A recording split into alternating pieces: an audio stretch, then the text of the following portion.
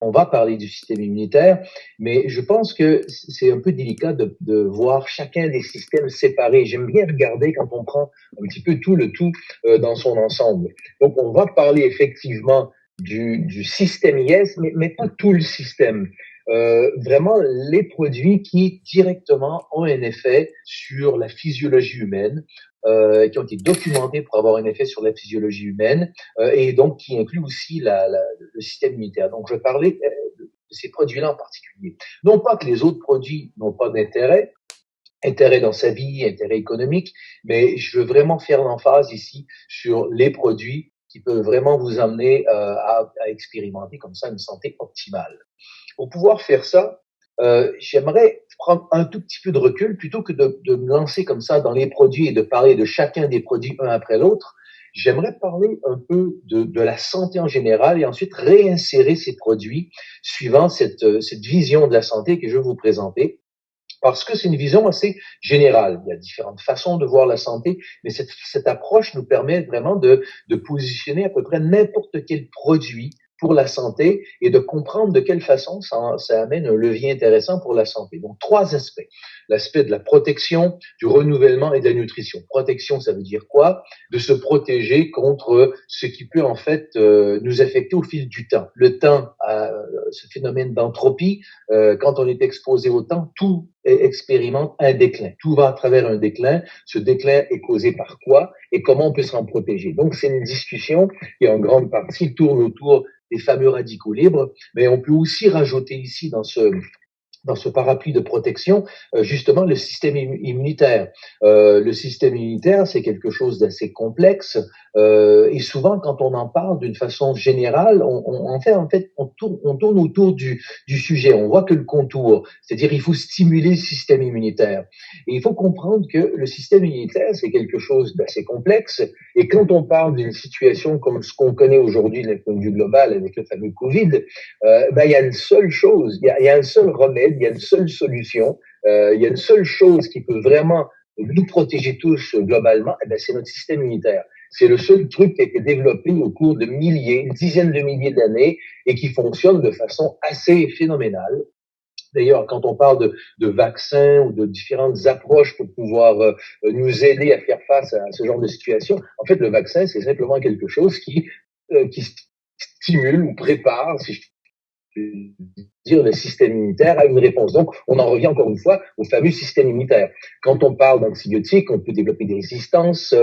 Quand on parle de virus, ils peuvent muter. Donc, n'importe quel vaccin, n'importe quel remède pour le virus, parfois fonctionne pas. Les antibiotiques, on peut développer des résistances. Le système immunitaire ne développe rien de ça. Le système immunitaire est assez zen. Il regarde ce qui est là et il deal avec ce qui est là. Et ce qui est là, virus, bactéries, en fait, ne peut rien faire contre le système immunitaire. Ce qu'il nous faut, c'est avoir un système immunitaire qui est balancé. Ce que je veux dire par balancé, c'est que on va revoir ça dans quelques instants. Le système immunitaire, s'il est suractivé, devient en fait un problème au niveau du corps. Et c'est un problème général parce que souvent, les individus ont un système immunitaire qui est un peu trop actif. Et c'est un peu un sujet qui est de l'art parce qu'avec le Covid, en fait, c'est le problème. Le Covid en soi n'est pas lui-même un gros problème, c'est qu'étant un virus nouveau, il déclenche une surréaction du système immunitaire et puis ce qui nous amène à développer en fait des problèmes qui sont associés à notre propre système immunitaire. Les gros problèmes qui viennent du Covid, en fait, c'est notre système immunitaire qui surréagit. Et donc, quand on parle du système immunitaire, c'est bon de se dire il faut avoir un système immunitaire fort, prêt à réagir et qui est vraiment capable de faire la part des choses, de se balancer de sorte qu'on fait une action juste, mais on ne va pas au-delà des besoins. Enfin, on va revenir un petit peu sur ça, et ensuite sur qu'est-ce qu'on a dans notre arsenal de produits pour vraiment dire qu'on peut soutenir le fonctionnement du système immunitaire. Donc, la protection du corps.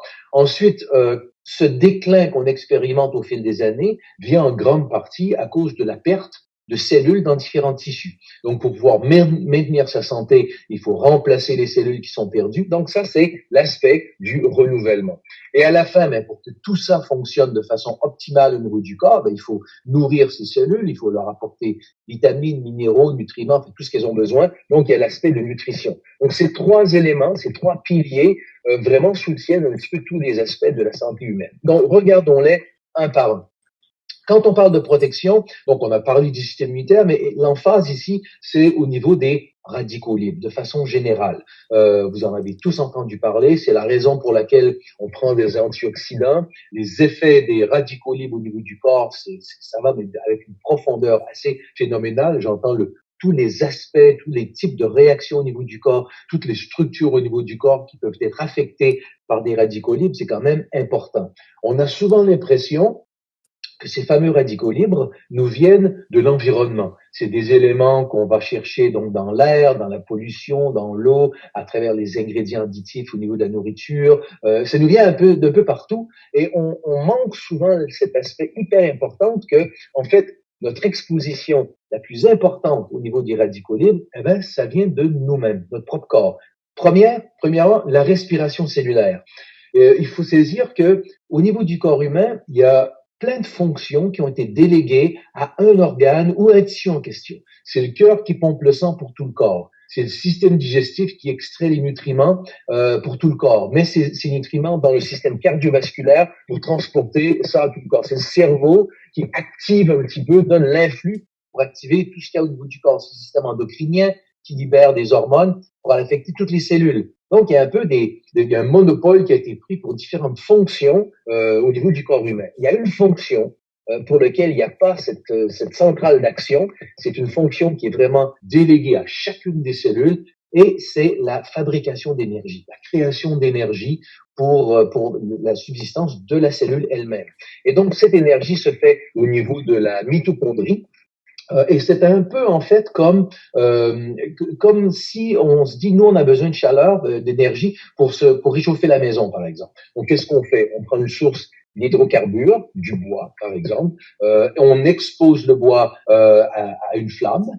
Et donc, le bois s'oxyde, crée une chaleur. Nous, on utilise cette chaleur pour se réchauffer. Et tous les débris de cette activité, ça va par la cheminée.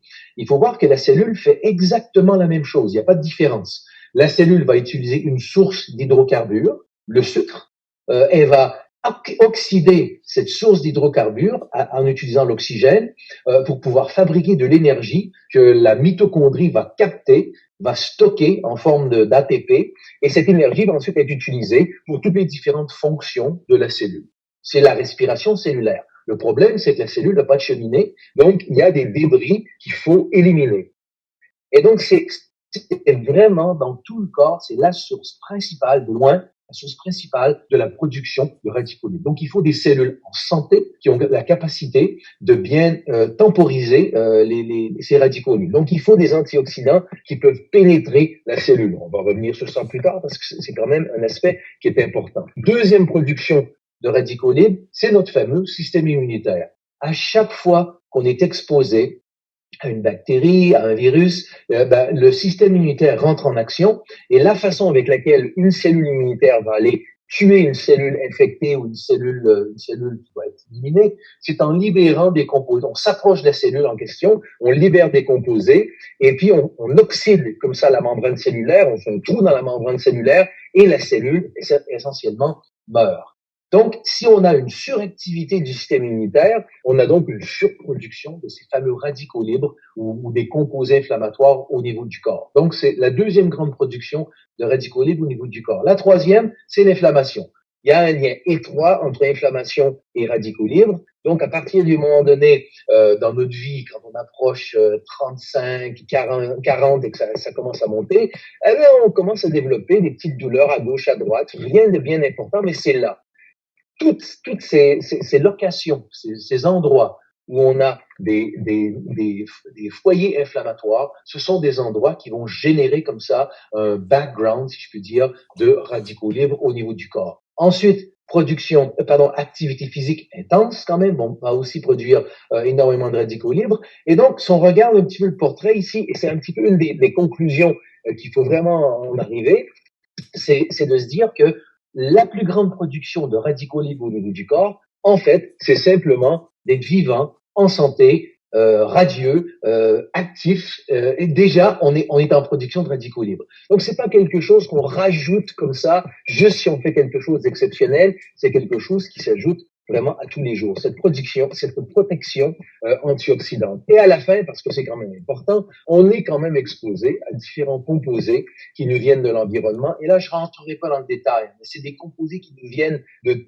plein d'endroits, plein de sources, et qui fait en sorte qu'aujourd'hui, si on prend une prise de sang, c'est une étude que j'ai vue il y a une dizaine d'années, si on prend une prise de sang aujourd'hui et qu'on analyse de façon générale qu'est-ce qu'on retrouve dans le corps en termes de composés chimiques, on retrouve environ en moyenne près de 300 composés chimiques dans notre sang aujourd'hui, des composés qui étaient absents du sang de nos grands-parents, de nos arrière-grands-parents. Et donc, toute cette poussée industrielle nous a exposés à plein de composés. On parle de vapeur de peinture plastique qui viennent des bouteilles, teintures qui viennent des textiles qu'on porte, les vernis sur tout ce qui nous entoure, qu'on respire. C'est une foule de composés qui s'ajoutent comme ça au poids que le corps doit gérer. C'est pas tous des composés qui entraînent la production de radicaux libres, mais plusieurs ont leur effet négatif au niveau du corps avec la production de radicaux libres. Ça veut dire quoi? Quand on a une surcharge comme ça de radicaux libres au niveau du corps, ça veut dire une série d'éléments. On n'aura pas le temps aujourd'hui d'aller dans tout le détail, mais il y a un lien direct entre radicaux libres et les fonctions ou la santé cardiovasculaire. Vous avez tous entendu parler du fameux cholestérol, ça fait plus de 30 ans, 40 ans que c'est partout, c'est comme l'indicateur des problèmes cardiovasculaires, c'est la chose à régler, si votre cholestérol est un peu haut, vous allez avoir tout le milieu médical qui va vous commencer à vous prescrire des machins. Il faut comprendre que le cholestérol lui-même n'est pas le problème. Le problème, c'est le stress oxydatif qui va agir sur le cholestérol et qui va rendre le cholestérol immunogène. Donc, c'est le système immunitaire qui va maintenant réagir au cholestérol et c'est ça qui déclenche un petit peu tout le problème. Le cholestérol lui-même n'est pas le problème. Le problème central, c'est la présence d'un stress oxydatif au niveau du sang, au niveau du système, de façon systémique. Les radicaux libres ont été associés, si un endroit est exposé à long terme à des radicaux libres, à une prédisposition au développement de différents phénomènes de cancer. Et tout ça, c'est lié en grande partie au fait que l'exposition à des stress oxydatifs peut affecter l'ADN. Donc, on est plus exposé à des mutations. Autre élément dont on parle rarement de façon populaire, c'est l'effet des radicaux libres sur les membranes. Je n'aurai pas le temps ici d'aller dans tout le détail, mais il faut comprendre qu'une membrane cellulaire, c'est pas juste une enveloppe comme ça inerte autour d'une cellule, mais c'est une partie de la cellule, un organe, si je peux dire, de la cellule qui est extrêmement actif avec des récepteurs, des transporteurs, des molécules qui vont capter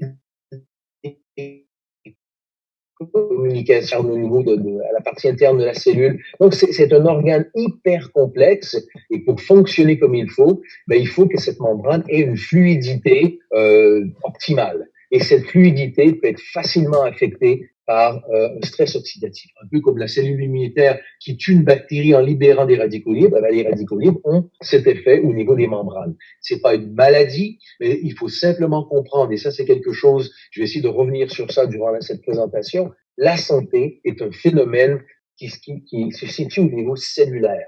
On n'a pas un cœur fort, on a des cellules cardiaques fortes qui nous donnent collectivement un cœur fort. On n'a pas un pancréas fort, on a des cellules qui collectivement qui font de l'insuline, qui nous donnent une fonction pancréatique qui est de santé. Tout se situe au niveau des cellules. Donc, si nos cellules ne peuvent pas fonctionner de façon optimale parce qu'il y a un stress oxydatif trop important, c'est un petit peu tout le corps, toute la santé en général qui s'en trouve affectée. Et tout ça, nous amène vers cette fameuse théorie du vieillissement à cause des radicaux libres, qui est une des théories les plus connues, les plus utilisées, les plus parlées en termes de soubassement du vieillissement.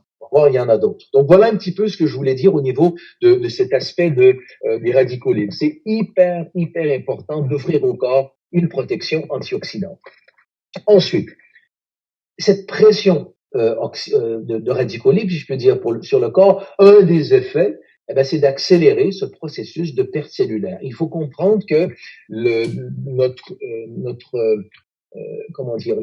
compréhension de la santé ou du développement des maladies, c'est la perte cellulaire. Si on perd les cellules qui font l'insuline, on a le diabète. Si on perd les cellules qui font la dopamine au cerveau, c'est le Parkinson. On pense à n'importe quel problème dégénératif, c'est toujours une perte cellulaire. Et notre vision des choses en médecine de façon générale, je fais pas de critique ici, c'est que on vient au monde, on mature, on atteint une santé optimale dans la vingtaine, et après la vingtaine, tranquillement, c'est le lent déclin tout au cours de sa vie, et à un certain moment donné, pendant notre parcours, on commence à développer différents problèmes de santé. Et ce qu'on réalise avec toute cette recherche au niveau des cellules souches, c'est que c'est pas la réalité. La réalité, c'est qu'on perd des cellules depuis le jour où on est né, et il faut les remplacer. Et tant aussi longtemps qu'on peut remplacer les cellules qui ont été perdues, eh bien, le corps peut maintenir sa santé de façon optimale. Et c'est le rôle des cellules souches dans le corps, et c'est ce fameux pilier ici du renouvellement. Donc voilà un peu comment ça fonctionne. Ça fait partie du phénomène que les cellules souches du corps constituent le système naturel de réparation, de rénovation du corps humain. On parle beaucoup, vous avez sans doute entendu parler, il n'y a aucun doute, des cellules souches. On parle des cellules souches parce qu'elles ont ce potentiel régénérateur quand même assez impressionnant. On en parle souvent dans des contextes de traitement ou de thérapie assez sophistiqués, mais il faut voir que ces cellules souches qui ont un tel potentiel, eh bien, elles sont déjà dans notre moelle osseuse, dans notre sang, dans notre tissu adipeux, c'est déjà dans le corps. Donc, si elles sont déjà là et qu'elles ont déjà un potentiel régénérateur, la grande question, c'est quel est leur rôle naturel. Donc, c'est de ça dont on parle ici. Chaque fois qu'il y a une blessure ou qu'il y a un problème au niveau du corps, pas du corps, mais d'un tissu, d'un organe, d'une partie du corps, peu importe, la région affectée libère des composés qui sont aujourd'hui bien connus, qui vont se rendre à la moelle osseuse et déclencher la libération de cellules souches de la moelle osseuse. Donc, dans les 3 à 5 jours après une blessure, de quelque nature que ce soit, une coupure, fracture d'un os ou un arrêt cardiaque, on va avoir une augmentation de 3 à 10 fois du nombre de cellules souches en circulation. Ces cellules souches circulent un peu partout et ne savent pas où est le problème. Mais donc, ce qui se passe, c'est qu'à partir du 2e jour, à l'endroit où on a le problème, localement, il y a un autre composé qui est libéré, qui s'appelle le facteur stromal. Et lorsque les cellules souches circulent dans tout le corps, mais qu'elles passent dans les fins capillaires de l'organe affecté, là où il y a le problème, eh bien, le facteur stromal va toucher la membrane des cellules souches, et ça va déclencher la migration des cellules souches au niveau du tissu en question. Dans le tissu, la cellule souche continue à avoir le signal, donc elle suit le signal, et au contact de débris cellulaires, elle va se multiplier et se transformer en cellule du tissu en question. Littéralement, elle va réparer comme ça le tissu en question. Donc c'est notre système fascinant, notre système de réparation. Dans tout ce système, il faut voir qu'il y a la relation la plus importante qui a été établie, c'est le lien entre le nombre de cellules souches en circulation et la capacité à se réparer. D'une façon simple, 2 individus avec le même problème, la personne, on a tous vu ça dans sa vie avec des amis, nos frères, nos sœurs, nos proches, on guérit pas tous, on répare pas tous à la même vitesse, avec la même efficience. Et bien on voit aujourd'hui que c'est une question de cellules souches. Celui qui répare mieux a plus de cellules souches dans son sang. Voici une étude parmi beaucoup qui montre le phénomène d'une façon très claire. Donc c'est une étude où des gens ont eu un arrêt cardiaque, ils sont à l'hôpital, on a compté le nombre de cellules souches en circulation d'une façon normale avant ce phénomène de stimulation, et on continue à mesurer le nombre de cellules souches au fil du temps. Et quand on sépare les 2 groupes entre ceux qui ont récupéré très bien et qui ont retrouvé une vie active, et ceux qui n'ont pas récupéré très bien, qui sont restés à l'hôpital, en institution ou sont décédés, on voit qu'on a à peu près la moitié du nombre de cellules souches en circulation à comparer à ceux qui ont réparé mieux. Un exemple, tout simplement, pour illustrer le phénomène. Ce qui nous amène à nous poser la question, si on plus de cellules souches en circulation veut dire qu'on peut mieux réparer. Si la personne qui répare moins bien, si on a un moyen de mettre plus de cellules souches en circulation, leurs propres cellules souches, est-ce que ces personnes pourraient réparer mieux? Donc, pour une question de temps, je ne rentrerai pas dans les détails ici pour vous montrer une étude, mais la réponse, c'est oui. Pour la réparation du cœur, du foie, du poumon, des reins, du cerveau, de la peau, des os, à peu près n'importe quelle partie du corps, si on peut mettre plus de cellules souches en circulation, on aide le corps dans cette fonction, si je puis dire, naturelle de réparation. Maintenant, dans toutes ces études, il y a un autre élément qui est ressorti, qui pour moi est probablement en fait l'aspect le plus intéressant de tout ce que je vais vous dire aujourd'hui, dans ce concept de renouvellement, c'est que non seulement ces cellules souches servent ou jouent un rôle dans le processus de réparation, mais elles jouent un rôle aussi en filigrane, en arrière-plan, dans un processus de remplacement des cellules qui sont perdues. Donc, non pas dans un phénomène de réparation, mais un phénomène de renouvellement, de maintien de la santé. Donc, numéro de cellules souches en circulation, nombre de cellules souches en circulation, et le vieillissement. Et c'est de comprendre que, en fait, le vieillissement n'est pas un lent déclin, c'est un peu comme votre compte en banque. Tant aussi longtemps que vous avez un revenu qui rencontre vos dépenses, on est bon. Tant aussi longtemps qu'on a suffisamment de cellules souches en circulation pour contrer la perte cellulaire qu'on expérimente à tous les jours, eh bien, le corps peut maintenir sa santé. Le problème, c'est que on vient au monde et tous nos os contiennent de la moelle rouge et très rapidement, on perd cette moelle rouge qui se transforme en moelle jaune et quand on atteint 15-18 ans, on a à peu près perdu toute notre moelle rouge au niveau des os longs. Donc, il nous reste que la tête des os longs et puis les os plats qui produisent des cellules souches. Et là, entre 20 à 30 ans, il y a encore une réduction. Et donc, quand on passe 30-40 ans, on perd tranquillement cet équilibre. Déjà, au début de la trentaine, on perd cet équilibre, ce qui fait en sorte que lentement commence à s'accumuler des pertes, des déclins au niveau des différents tissus. Et c'est ça qui va prendre 10, 15, 30, 20 ans à se développer. C'est cette perte comme ça à tous les jours. Donc, les problèmes de santé, c'est l'accumulation de petites pertes au quotidien. Et lorsqu'on a suffisamment de cellules souches en circulation, on peut comme ça, au jour le jour, permettre au corps de compenser ces petites pertes. Et donc, on a une accumulation du maintien de la santé. C'est ça le phénomène au niveau du corps. Voici un exemple, je pourrais vous en montrer plusieurs, en termes de simplement déclin d'une fonction normale. Je prends ici fonction érectile. Donc, on a à gauche ici des individus sains et à droite, on a des individus qui se sont plaints de fonctions érectiles pauvres.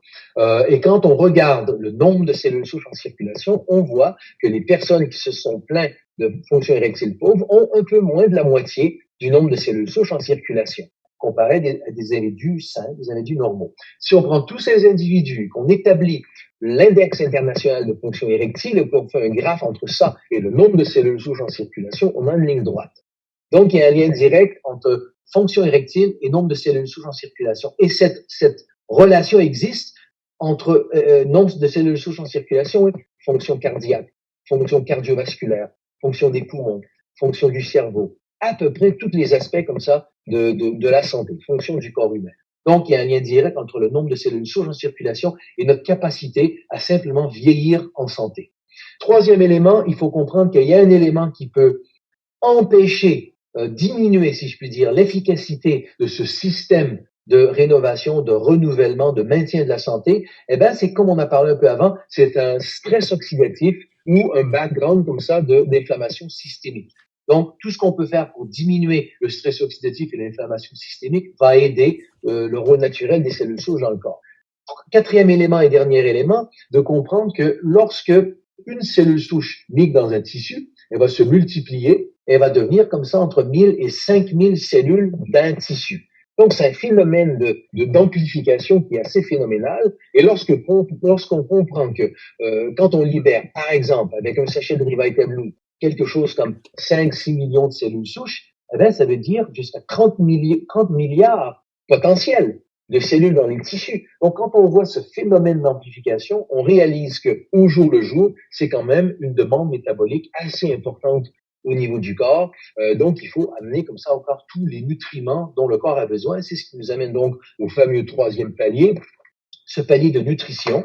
Et donc, ce qu'il faut offrir au corps, ce sont tous les vitamines et minéraux dont le corps a besoin.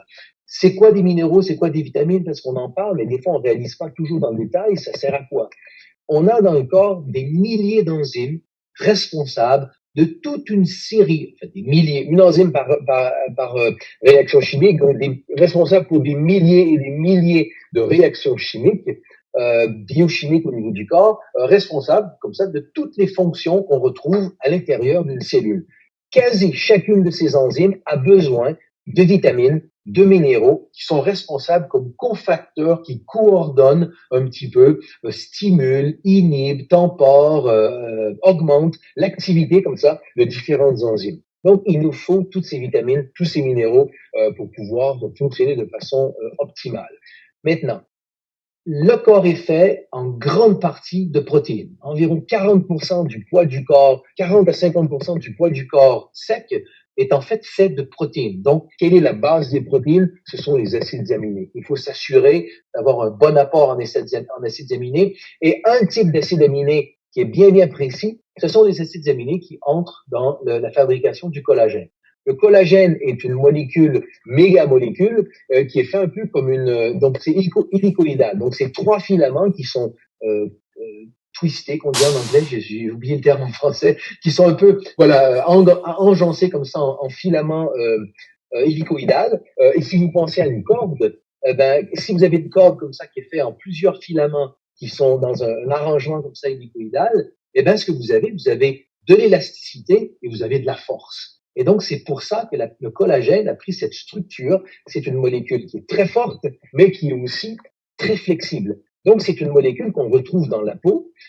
Donc, on parle beaucoup d'utiliser de consommer du collagène pour aider la peau. Mais il faut comprendre que ça va beaucoup plus loin que la peau. On a comme ça du collagène dans les os. Donc, la flexibilité des os. C'est bon d'avoir des os durs, mais il faut comprendre que ce qui est pas flexible brise ou se déchire, si on parle de tissu, quand on parle de ligaments ou de tendons. Donc, on a au sein des os, des ligaments et des tendons, on a énormément de collagène qui donne à tous ces tissus de la flexibilité. Le problème, c'est que où on peut trouver ces acides aminés dans notre alimentation? Ce sont des acides aminés qu'on retrouve dans la peau, dans les tendons, dans les tissus conjonctifs. Or, jamais dans notre alimentation, on mange de la peau ou du tendon ou des tissus conjonctifs. Donc, on développe une déficience au fil des années dans ces acides aminés essentiels à faire un collagène bien structuré et en avoir assez comme ça au niveau des tissus. On en a du collagène à travers tout le corps, c'est pas strictement dans la peau. Et ce collagène est responsable de toute la structure du corps dans laquelle tous les capillaires sont embedded, on dit en anglais. Laissez-moi redire ça d'une autre façon. Le capillaire, on pense au capillaire comme étant un vaisseau sanguin fin, mais d'un point de vue anatomique, un capillaire, c'est en fait un trou. C'est un peu comme si vous avez une planche qui est appuyée sur une colline de terre, comme ça, pendant plusieurs mois, plusieurs années. Vous la soulevez, et là, vous voyez tous les tunnels que les vers ont fait. C'est comme ça un capillaire. C'est un tunnel, en fait, dans votre tissu conjonctif, tapissé de cellules épithéliales, donc on l'appelle un capillaire, mais c'est pas quelque chose qu'on peut identifier en tant que tel. C'est un tunnel. Et donc, ce tunnel, ce capillaire, pour être fort et intègre, doit être dans un environnement qui est fort et intègre, qui est fait de collagène. Et donc, c'est pour ça que tous ces fameux acides aminés sont si essentiels pour la santé. Évidemment, pour que vous ayez une peau radieuse, qui vous donne de la jeunesse, mais c'est pour que le corps suive aussi, au niveau des tendons, des os, des tissus conjonctifs, qu'on développe une flexibilité au niveau du corps. Maintenant, reprenons tous nos produits et insérons ces produits dans ce contexte de la santé. Okay? Donc, commençons par la peau, parce que ça a été jeunesse au départ, il y a 10 ans, c'est lancé sur le marché avec Lumines. Donc, commençons par Lumines.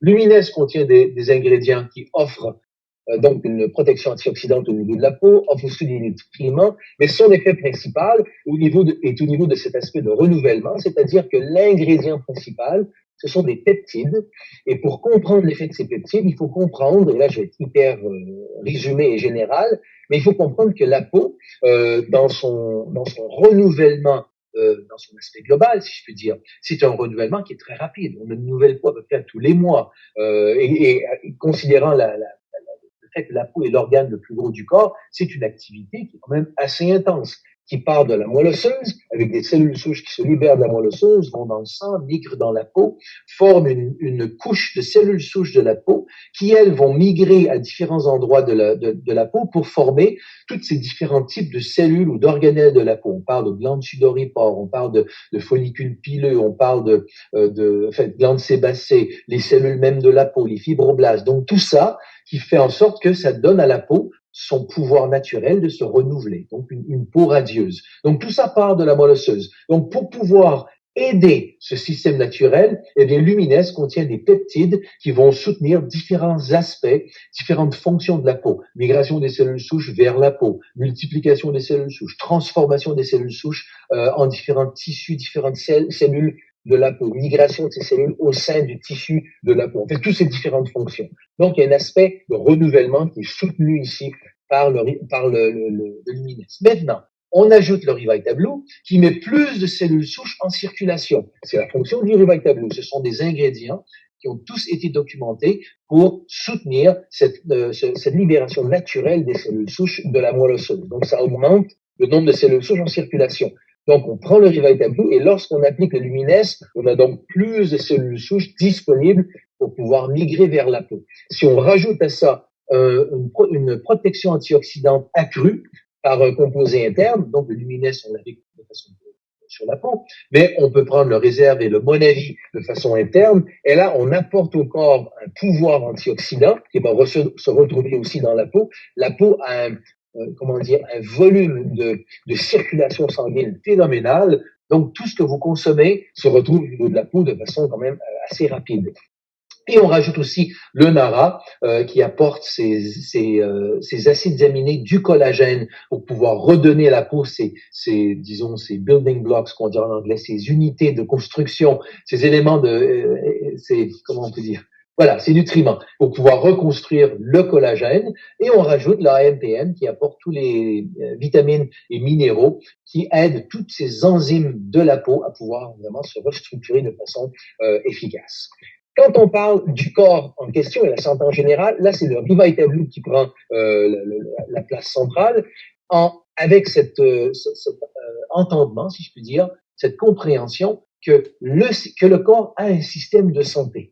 Ce système que le corps possède, c'est nouveau, c'est une nouvelle découverte en science, mais ce système que le corps a pour se maintenir au fil des années, maintenir sa santé, eh bien, ce sont les cellules souches qui sont libérées à chaque jour pour les remplacer les cellules qu'on a perdues. Tant ou si longtemps qu'on a suffisamment de cellules souches en circulation, on peut permettre au corps comme ça de maintenir sa santé au fil des années. Donc, c'est pour ça que ça prend vraiment une place centrale. Mais ces cellules souches qui sont libérées, eh bien, pour pouvoir aider ces cellules souches à identifier les tissus qui ont besoin de réparation et migrer vers ces tissus, il faut réduire l'inflammation systémique, le stress oxydatif systémique, et c'est là qu'on a donc Réserve et Monavi, qui sont de puissants antioxydants pour diminuer ce stress oxydatif. Quand on comprend qu'une cellule souche se multiplie de façon phénoménale au niveau des tissus, donc on doit offrir toutes les vitamines et les minéraux dont ces cellules ont besoin. Il faut voir aussi que AMPM a été développé pour protéger l'ADN, donc la protection de l'ADN, là où c'est le plus nécessaire, eh ben, c'est justement au moment où on a cette division cellulaire. Donc, c'est là, lorsque les cellules souches pénètrent un tissu, c'est là qu'on a besoin de cette protection de l'ADN, donc avec AMPM. On offre le Nara pour amener ces acides aminés qui sont essentiels à la formation de collagène dans la peau, mais partout dans le corps, le squelette mou, si je peux dire, de tous nos tissus, eh bien, contient du collagène. Pour les autres types de protéines, eh bien, il nous faut toute la panoplie, si je peux dire, des acides aminés. On a ça avec le zen. Et si on rajoute à ça le Finity, on n'a pas eu tellement le temps d'en parler, mais le Finity aide à maintenir la longueur des télomères. Quelle est la cellule du corps qui a les télomères les plus longs? Eh bien, c'est la cellule souche qui vient tout juste de se transformer en nouvelle cellule d'un tissu, d'un organe comme ça, du corps humain. Cette cellule vient tout juste de perdre cette capacité de maintenir les télomères. Et donc, c'est à cette cellule-là, c'est avec ce type de cellule-là qu'on aura le plus grand levier en termes d'efficacité et de bienfaits qui seront apportés par un produit comme Finity. Donc, lorsque Finity est couplé avec le Revital Blue, c'est là qu'on a les effets les plus importants. Et pour terminer, je parle du Reveal. Reveal, donc, est un produit qui est un peu, en fait, le Lumines pour le cuir chevelu. Quand on attire des cellules souches dans un tissu, les cellules souches au contact de ce tissu vont avoir on dit le blueprint en anglais, le plan de base pour pouvoir se transformer en tous les types de cellules de ce tissu en question. Donc, le cuir chevelu contient des follicules pileux. Donc, les cellules souches, lorsqu'elles migrent au niveau du cuir chevelu, ont la capacité de se transformer en follicules pileux, donc de redonner comme ça au cuir chevelu son potentiel tout à fait naturel de faire ce que tout cuir chevelu fait de façon naturelle, c'est-à-dire des cheveux. Et donc, c'est un petit peu de cette façon que le Reveal fonctionne, donc en mettant plus de cellules souches en circulation, et on arrive comme ça à fournir plus de cellules souches pour la régénération, rejuvenation, le rajeunissement, si je puis dire, de ce tissu qui est la peau du crâne, du cuir chevelu. Donc voilà un petit peu comment tous ces produits fonctionnent. Et quand on revient au système immunitaire, dont on a parlé au tout début, on peut reprendre un petit peu quelques-uns des ingrédients clés qu'on a dans la gamme des produits jeunesse. On parle de resveratrol, mais tous les polyphénols qui nous viennent des super fruits, et donc on a ça dans Réserve. Et donc, il y a une littérature scientifique, mais phénoménale, de tous les effets, tous les liens entre les polyphénols et le système immunitaire. Et ce qui est bien ici, c'est la raison pour laquelle j'amène ces ingrédients en particulier, c'est que ce sont des ingrédients qui n'ont pas été documentés pour activer le système immunitaire, mais vraiment pour temporiser le système immunitaire. C'est-à-dire, on fait en sorte que le système immunitaire est prêt à réagir, mais en action, le système immunitaire est temporisé. Et c'est ce qu'on voit en fait avec le resveratrol, c'est ce qu'on voit aussi avec AFA, l'algue bleue. Quand j'ai commencé mes recherches avec l'algue bleue, c'est le premier domaine dans lequel on a commencé à faire la recherche. On a publié comme ça en 96, 97 nos premiers articles qui démontraient que l'AFA n'active pas, ne stimule pas le système immunitaire comme tel. Ce que ça aide, c'est que ça stimule la migration des cellules tueuses au niveau du tissu, l'activation des cellules tueuses, mais diminue l'activité des neutrophiles qui sont responsables de l'inflammation. Donc, on a un drôle de phénomène ici d'activation d'une partie du système immunitaire qui est responsable, en fait, de cette activité à trouver des cellules qui sont infectées par des virus, des cellules cancéreuses comme ça, et à combattre ce phénomène, mais de diminuer d'autres aspects du système immunitaire. Donc, un aspect ici vraiment intéressant au niveau de l'AFA. L'aloe également contient des polysaccharides où il y a une documentation quand même assez phénoménale des bienfaits au niveau du système immunitaire. Et le bêta-glucan. Donc, ce sont des ingrédients qui ont tous un effet au niveau des cellules souches, mais qui se retrouvent tous aussi avec un effet bénéfique secondaire au niveau du système immunitaire. Le bêta-glucan, un de ses bienfaits les plus grands et les plus documentés, ce sont des bienfaits immunitaires. Donc, si on veut vraiment centraliser dans cette période dans laquelle on est, et on veut apporter comme ça un soutien accru au système immunitaire, on peut mettre l'accent encore une fois sur le réserve et sur le revital. Donc, voilà un peu ce que je voulais partager avec vous